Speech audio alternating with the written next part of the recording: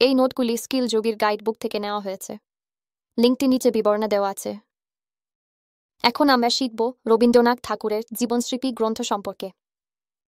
রবীন্দ্রনাথ ঠাকুরের আত্মজীবনীমূলক রচনা জীবনস্মৃতি ভারতের ইতিহাস রচনায় একটি অনন্য অবদান।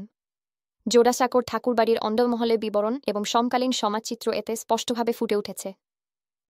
জীবনস্মৃতির বিশেষ দিক: বাঙালি নবজাগরণ। এই গ্রন্থ বাঙালি নবজাগরণের পটভূমিতে রচিত। ঠাকুরবাড়ির অভ্যন্তরীণ পরিবেশ, তাদের স্বদেশী এবং রাজনৈতিক কর্মকাণ্ডের অভিজ্ঞতা এখানে বিশদভাবে বর্ণিত হয়েছে। প্রখ্যাত ব্যক্তিদের সঙ্গে সংযোগ: রচনায় রাজনারায়ণ বসু, নবীনচন্দ্র সেন প্রমুখ ব্যক্তিত্বের সঙ্গে রবীন্দ্রনাথের যোগাযোগের কথা উল্লেখিত হয়েছে।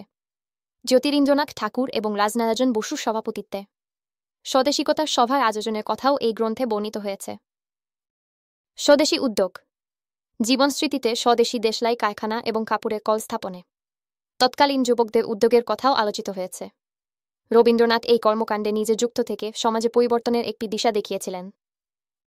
গ্রন্থের ঐতিহাসিক গুরুত্ব: জীবনস্মৃতি কেবল রবীন্দ্রনাথের ব্যক্তিগত জীবন নয়, তৎকালীন সমাজ এবং রাজনীতির গভীরতাও তুলে ধরে। বাঙালির ইতিহাস, সংস্কৃতি এবং জাতীয়তাবাদের বিকাশের একটি গুরুত্বপূর্ণ দলিল এটি। আশা করি তোমরা এই বিষয়টি ভালোভাবে বুঝতে পেরেছ। এরকম সহজ এবং তথ্যসমৃদ্ধ নোটসের জন্য স্কিল যোগীর গাইডবুক সংগ্রহ করো। স্কিল যোগী মেম্বারশিপ নিয়ে আমাদের ওয়েবসাইটের সমস্ত কন্টেন্ট এবং হোয়াটসঅ্যাপে ডাউট ক্লিয়ারিং সাপোর্ট পেতে পারেন। আজই স্কিল যোগী ভিজিট করুন।